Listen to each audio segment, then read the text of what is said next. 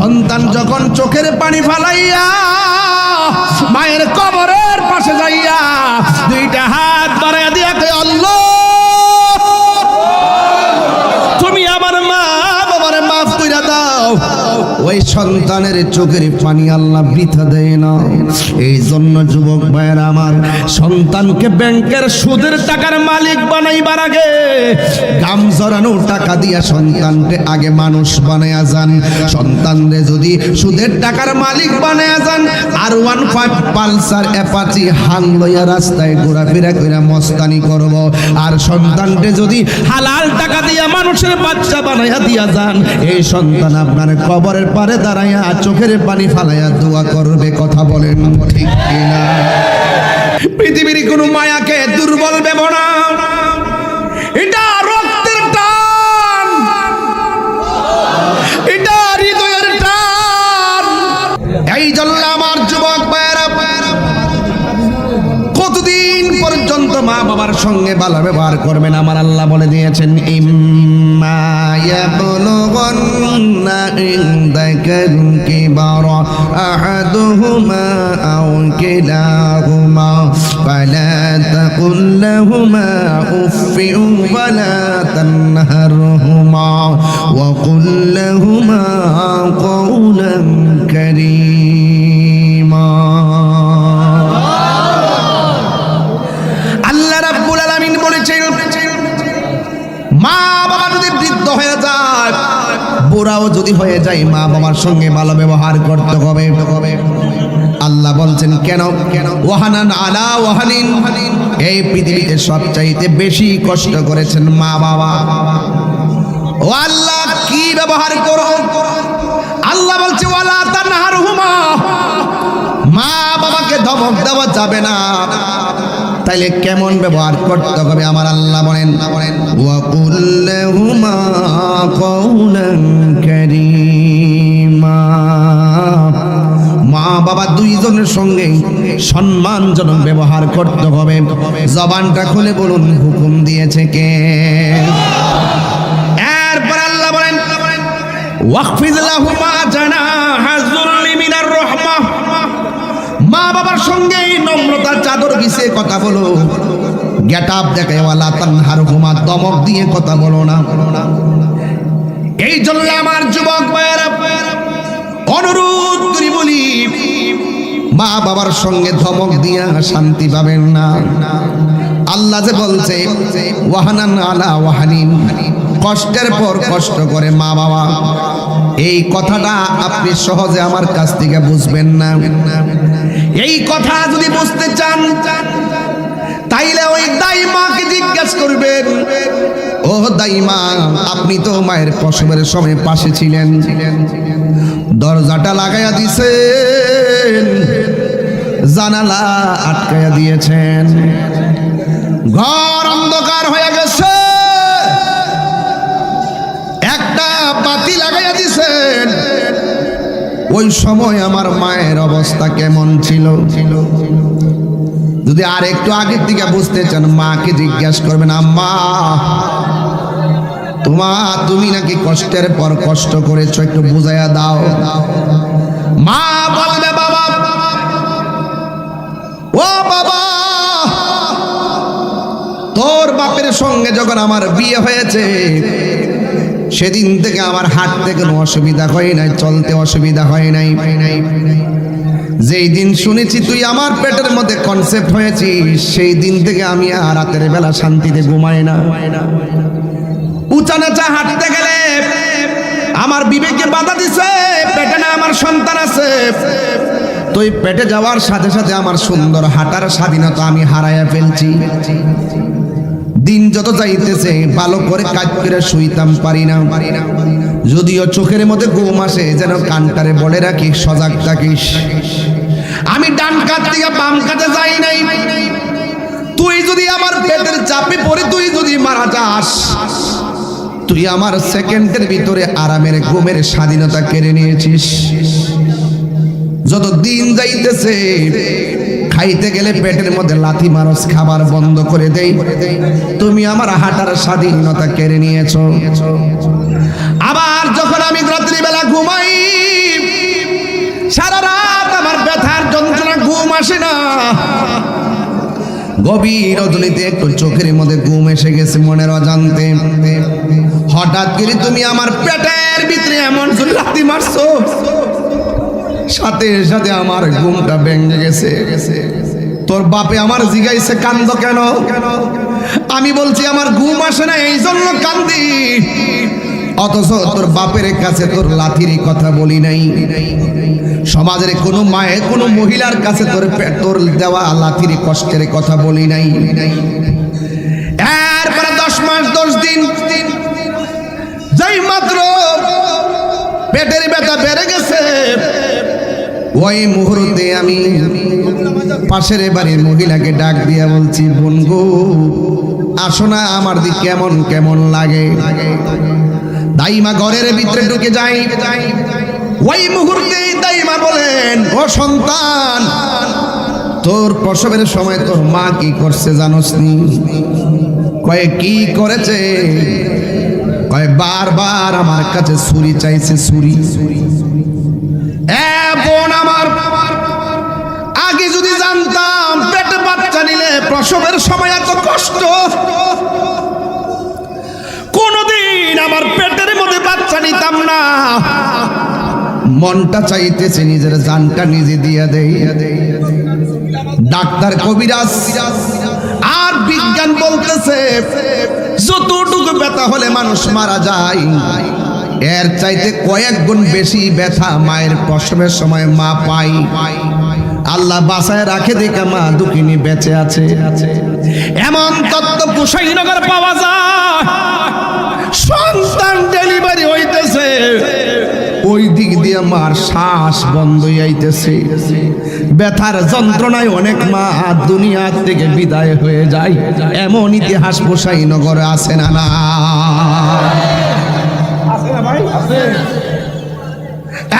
যুবক ভাইয়ের আমার, এ বন্ধুরা, কি দিয়ে আমার বুঝাইতাম? বড় কষ্টের কথা দিয়েছেন। নিজের সন্তান হয়েছে, এখন বুঝি সন্তানের জন্য কেমন দরদ। নিজের পরিবারকে মাঝে মাঝে বলি, তোমার সন্তানের জন্য তোমার যেই মায়া আমার যেই মায়া, এই জন্য পৃথিবীর কোনো মায়াকে ছোট করে দেখো না, পৃথিবীর কোনো মায়াকে দুর্বল ভেবো না। এটা রক্তের টান, এটা হৃদয়ের টান। এই টান যতদিন থাকবে ততদিন করে শান্তি থাকবে। আমার আল্লাহ বলেন, ওয়াকফিজ লাহুমা জানাহা যুল্লি মিনার রাহমা। মা বাবার সঙ্গে ভালোবাসার চাদর বিছিয়ে কথা বলো, কিন্তু মাকে ধমক দিয়ে কথা বলো না। দাইমা বলেন, যেদিন তোর মা তোরে প্রসব করতেছিল, এক সময় এমন একটা চিৎকার মারছে, অনেক দাইমা বলবে তুই ভূমিষ্ঠ হইছ, তার তোর মা মারা গেছে। এই জন্য রাসূল বলেছেন, পৃথিবীর মধ্যে কোনো মহিলা যদি ডেলিভারি কেসে দুনিয়ার থেকে বিদায় হয়ে যায়, তার কষ্টটা আল্লাহর কাছে এত পছন্দ, এত দামি, আমার আল্লাহ ওই মহিলাটাকে শহীদের মর্যাদা দান করে দিবে। আরে মা মারা গেলে আল্লাহ শহীদের টিকিট দিব, আর মাটাকে যে আল্লাহ বাঁচাইয়া রাখছে, তুমি মার কি দিছো? আমি মার কি দিয়েছি? আপনি মাকে কি প্রতিদান দিয়েছেন? বরং মা বলতেছে, পুত্রে পেটে থেকে লাইতেছ, কেউ দেখে নাই, আমার দুঃখ নাই। সবচেয়ে বড় দুঃখ লাগে এখন তুই বড় হয়ে আমার লাইতেছস, আমি লোকের সামনে মুখ দেখাইতে পারি না।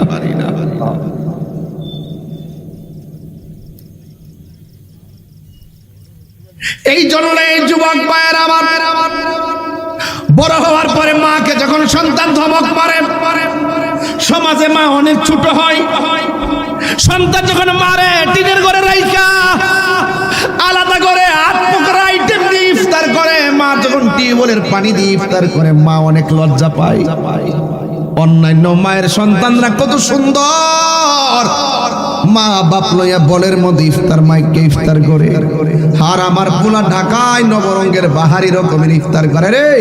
হাত দিলা বদুয়া দেওয়া লাগবে না, যদি বলে উফ রে ফুট করলে কি, শুধু ইস যদি করে তোর জীবনটা ধ্বংস হয়ে যাবে। কথা বলেন ঠিক কিনা? নিঃস্বার্থে ভালোবাসে শুধু আমার মা, ববে যার তুলনা নাই। নিঃস্বার্থে ভালোবাসে শুধু আমার মা, ববে যার তুলনা নাই। সেই মা তোমার চলে গেলে গো,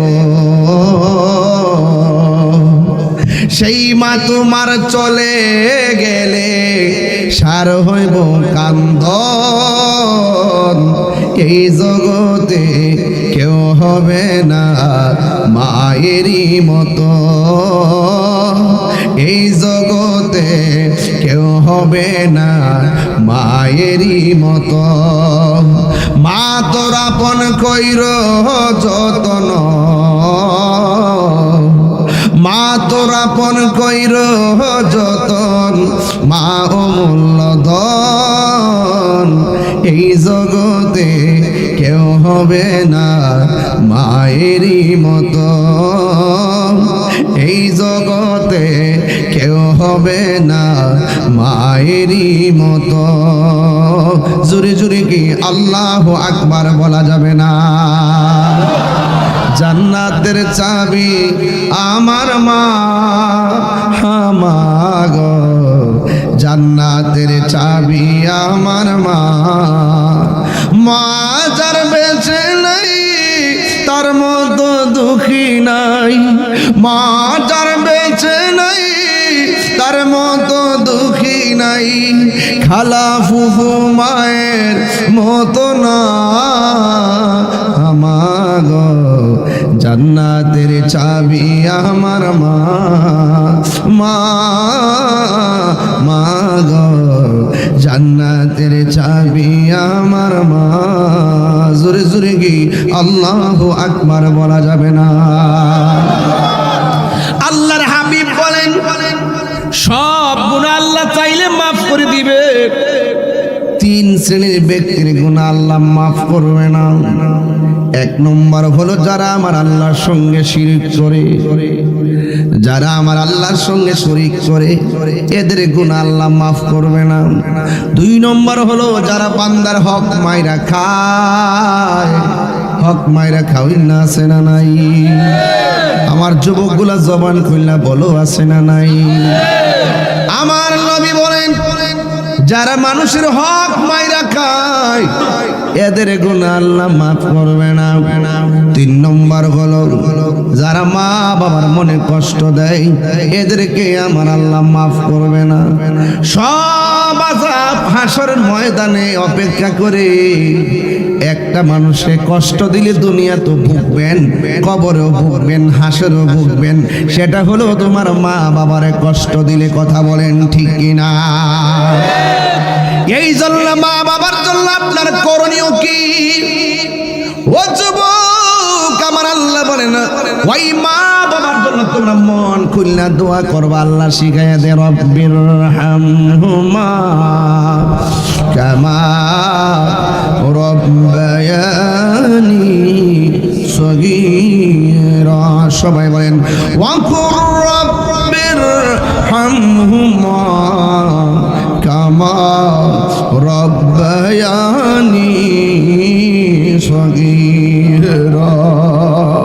এটার অর্থ তো অনেকে জানেন না, এটার বাংলাটা বইলা দিয়া যায় শুনেন। আমরা আল্লাহরে বলবো আল্লাহ আমার মা বাবা আমার ছোটবেলায় যেমনে লালন পালন করেছেন, আমার আম্মা আব্বা আমার ছোটবেলায় যেমনে লালন পালন করেছেন, ও আল্লাহ যেমন করে ছোটবেলায় আমার মায়া করছেন আল্লাহ তুমি এমন ভাবে আমার মা বাবারে রহম করিও।